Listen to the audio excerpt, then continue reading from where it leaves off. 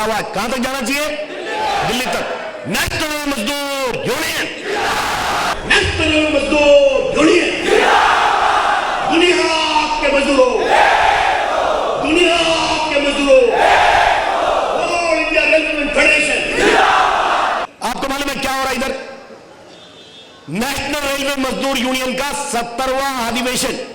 देखो मैं क्या बोल रहा हूं, हम लोग one of the most discipline organisation in the planet, ऐसा मैं कहता हूं, भारत का नहीं पूरी दुनिया का सबसे मोस्ट डिसिप्लिन, ऐसा मैं कहता है। तो मुझे लगता है जो दुनिया वालों को दिखाने के लिए 1 मिनट शांत हो जाए, बिल्कुल आवाज नहीं आना चाहिए, 1 मिनट।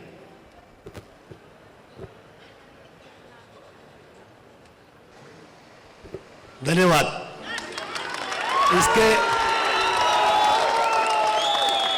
इसका अर्थ क्या निकलता पता आपको? अरे सुनो ना, इसका अर्थ क्या होता पता आपको? इतने सारे लोगों को एक उंगली में अगर शांत करा सकता है, क्या कर सकता है सोच लेना, सोच लेना। हम लोग जमीन से चलने वाले लोग हैं, हम लोग जमीन से चलने वाले लोग हैं, हम किसी की बुराई करके चलने वाले नहीं। हम लोगों ने central railway employees credit cooperative society, Asia खंड की सबसे बड़ी सोसाइटी, 3,700 करोड़ वाली सोसाइटी, करीब 100 साल से उसको कंट्रोल करने के काम करते हैं। उसकी चुनाव आ गए मुंबई के अंदर 2019 के अंदर 80 की 80 सीट जीते। तो इसमें उससे ज्यादा जीत सकता क्या? नहीं, उससे कम हो सकता है। हाँ, हमारे लिए कम हो गया, जिसको 1 भी मिला, जिसको 4 भी मिला, जिसको 15 भी मिला, उसके लिए मिल गया, बहुत बड़ा काम हो गया। लेकिन हमसे अधिक मिला क्या?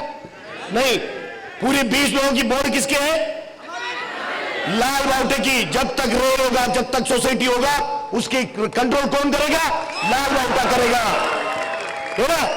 ट्रांसपेरेंट तरीके से चलने वाला, सबसे कम इंटरेस्ट पे लोन देने वाला, सबसे ज्यादा इंटरेस्ट एफडी को देने वाला, सीएमडीडी 8.5% देने वाला, डिविडेंड 20% लगातार 2 साल देने वाला। कहने के लिए बहुत सारी चीजें, सारी चीजों में नहीं जाना चाहता। उसके बाद में तुरंत चुनाव आ गया कोंगन रेलवे की। कोंगन रेलवे में 3 साल पहले चुनाव में हमको जो देखना पड़ा, लोगों ने परिवर्तन के नाम से किसी को जिताने के बाद कोंगन रेल के अंदर क्या हालत हुआ, वहीं के कर्मचारी को समझ में आया। कोंगन रेलवे जे कॉमेड कृष्ण कुमार सेठ, कॉमेड कुमार घोसलकर, कॉमेड सचिन देव वगैरह पूरा टीम हमारे बीच में है। मैं आपको कहना चाहता हूं, अभी इस बार चुनाव हुआ, कौन जीता कोंगन रेलवे के अंदर? नेशनल रेलवे मजदूर यूनियन, एक ही यूनियन है कोंगन रेलवे के अंदर। तुरंत चुनाव आ गया भारत रेल के अंदर, हाईकोर्ट के आदेश अनुसार पूरी भारत रेल के अंदर 17 जोन के अंदर चुनाव आ गए। हम लोग भी मैदान में 2007 में भी, 2013 में भी, 2000 अभी इतनी लंबाई खींचने के बाद 2024 के अंदर भी चुनाव में भी अकेला लाल झंडे की यूनियन खड़ा होने का काम हुआ। सामने कौन कौन खड़े हुआ आपने देखा होगा, किसी की युति हुआ, किसी की समझौता हुआ, सारे के सारे लोगों को एक साथ में लेने का काम किए, किसी के उसूलों को गिरवी रख के कहीं किसी को समर्थन करने का काम किए। लाल झंडे के लोग अपने दम पे लड़ने का काम किया, ये मैं आपको कहना चाहता हूं। लेकिन हम अकेले अपने दम पे जीता। कोई किसी ने पूछा आइस्मा का सपोर्ट नहीं है क्या? है ना, मैं आइस्मा का, महामंत्री जी का, है ना, धन्यवाद देना चाहता हूं। उन्होंने बोला कि ऐसे ऑर्गेनाइजेशन को हम समर्थन करना चाहते हैं, हमारी इतना मुद्दा आप ले लीजिए। हमने लिए, कोई सवाल नहीं। लेकिन उसके साथ में और भी एक चीज कहना चाहता हूं, जो नेशनल रेलवे मजदूर यूनियन जिस डिसिप्लिन के साथ में चलता है, वैसे कोई ऑर्गेनाइजेशन चलता है? या किसी के आदेश में 100% लोग आपको वोट करता? नहीं। फिर भी अगर किसी ने समर्थन किए, उसको इतनी बड़े मंच के अंदर, इतनी बड़े दुनिया के सामने धन्यवाद देने का भी हिम्मत करने वाले हम हैं। इसको मत भूलिएगा, इस बात को मत भूलिएगा। मैं आपको कहना चाहता हूं, आज इनॉग्रेशन सेशन था, आदरणीय महाप्रबंधक जी धर्मवीर मीना साहब हमारे बीच में आए थे, पीसीपीओ सहर्ष वाजपेयी साहब हमारे बीच में आए थे, डीआरएम हमारा मीना साहब हमारे बीच में आए थे। हम लोगों ने नया जो नौजवान साथी महिलाएं जो यूनियन के सारे लोगों को लाने के बाद उनको कहा कि 2 मिनट का आप मैसेज दीजिए। जीएम साहब ने बड़े अच्छे मैसेज देने के काम किए। आते आते मैंने उनको कहा कि रेल के अंदर, मुझे पूछा कि क्या क्या समस्या चल रहा है।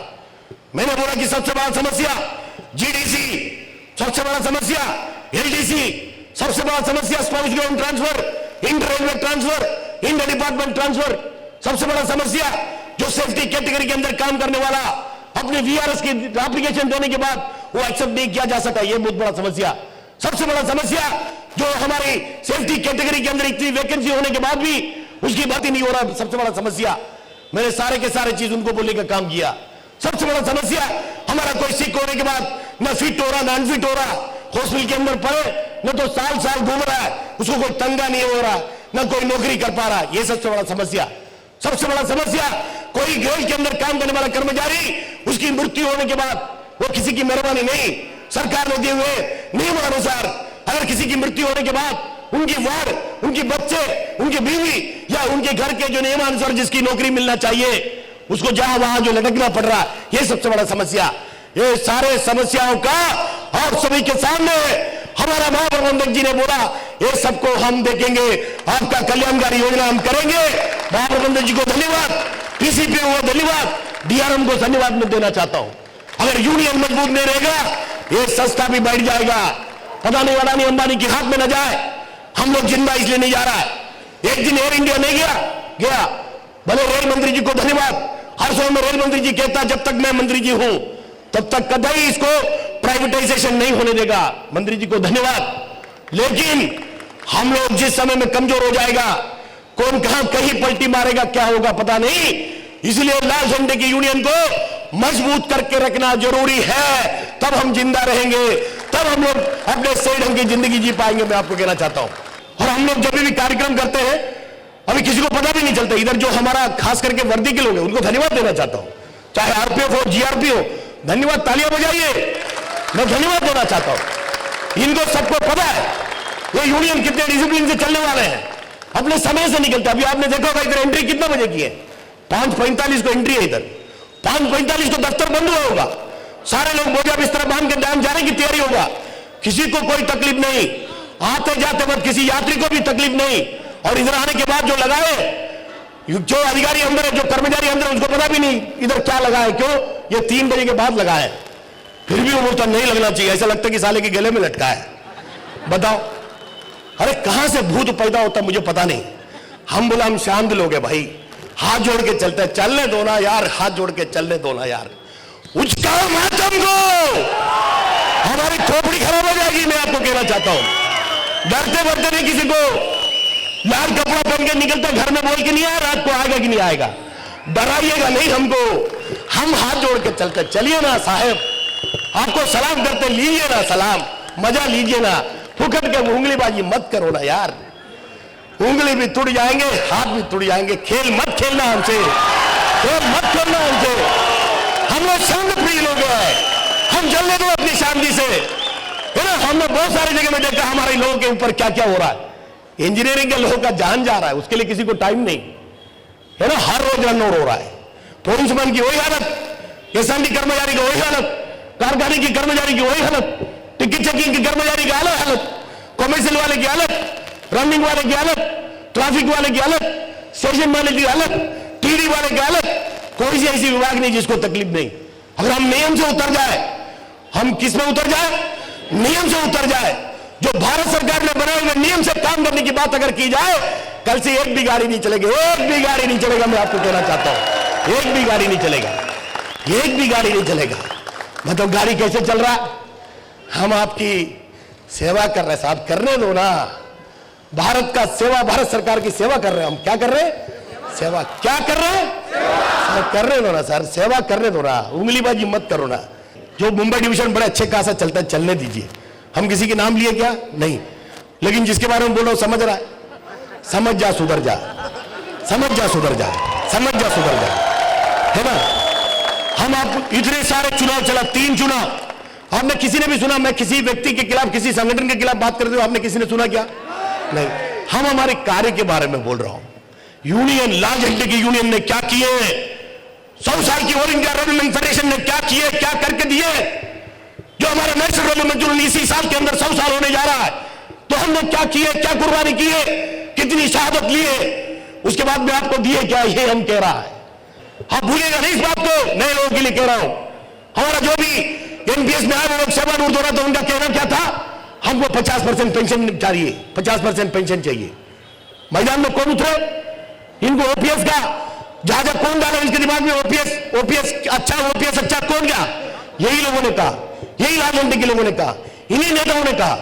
लेकिन उन्होंने कहा तो उन्हीं के गले पड़ गए। बोला हम हम आज भी आपको कह रहा हूं इतने सारे लोगों के सामने, अभी मार्च महीना आ रहा है, जो आपको उछाने वाला क्या बोलेगा, अभी क्या बोल रहा है आप देख लीजिएगा। हाँ, लेकिन अगर मैदान में जाने की जरूरत पड़ेगा, सरकार से अगर लड़ाई करने की जरूरत पड़ेगा, लाल झंडे के बगैर कोई मिलने वाला नहीं, मैं आपको कहना चाहता हूं। ये हमें मिलेगा आपको, क्योंकि हम लोग राजनीतिक लोग नहीं है। हम सरकार के अच्छे काम को सलाम करते हैं, हाँ, लेकिन हमारी पेट को, हमारे नौकरी पर हाथ डालने वाली कोई काम होगा, सरकार चाहे किसी के भी होगा, हम नहीं छोड़ता है, हम विरोध करेंगे। क्योंकि हम लोग छत्रपति शिवाजी महाराज, भारत रत्न डॉक्टर बाबा साहब अम्बेडकर की पुजारी है, मैं आपको कहना चाहता हूं। तो हमको कोई फर्क नहीं पड़ता कौन है क्या है। हमारा नारा सर्वधर्म समभाव है। हमारा नारा क्या है? सर्वधर्म समभाव। हम एक दूसरे को इंसान करके जानते हैं। किसी को हमने पूछा नहीं आपका सरनेम क्या है, पूछे किसी को, या आपको पूछे कौन से गांव से आए, किसी ने पूछे? हाँ, हमने जरूर ये पूछा होगा आप कौन से डिपार्टमेंट में काम करते हैं, ये तो पूछना पड़ेगा हमको। इसके अलावा हमने कुछ पूछे नहीं। दर्द को समझिएगा, मैं आपको कहता हूं, हम हमारे लिए नहीं, आगे आने वाली 5 साल के बाद क्या होगा भारत रेल की, 10 साल के बाद क्या होगा भारत रेल की, ये हम सोचने वाला है। आप लोग हमारा आरपीएफ के साथ भी है, वहां खड़ा है। पीयूष गोयल जी रेल मंत्री था, माटंगा के अंदर आया था, हमारे टिकट चेकिंग स्टाफ को शायद याद होगा, उन्होंने कहा था कि टिकट चेकिंग का काम हम आरपीएफ को दे देंगे। लेकिन उस समय में उन्होंने बोला कि गोयल साहब ने बोला कि आपको टारगेट पूरा करना है। उस समय एसके अग्रवाल साहब एजीएम था, याद करो उस बात को। हम लोगों ने बोला ये नहीं हो सकता। बोला क्यों? काउंटर के सेल उस टाइम में 38% बढ़ गया, 38% काउंटर पे सेल बढ़ गया, क्योंकि चेकिंग हो रहा था। तो आप पावती कहां से बनाएगा? ऐसा दबाव मत डालिए, ऐसा हमारे टिकट चेकिंग के गलत काम कराने को मत लगाइए, यह मैं बोलना चाहता हूं।